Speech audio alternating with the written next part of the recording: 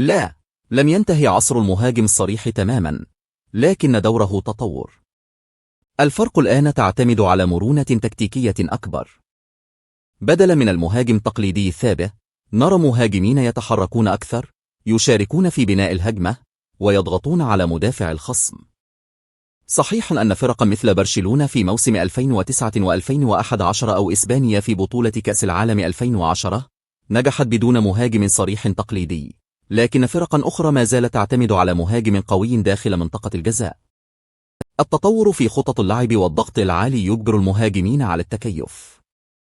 المهاجم الصريح حاليا يجب أن يكون أكثر من مجرد هداف، يجب أن يمتلك مهارات أخرى مثل التمرير، المراوغة، والقدرة على خلق المساحات لزملائه. باختصار، المهاجم الصريح لم يختف، بل أصبح أكثر تكاملا وتنوعا، وتكتيك الفرق أصبح يعتمد على التنوع والمرونة بدلا من الاعتماد على مركز واحد فقط.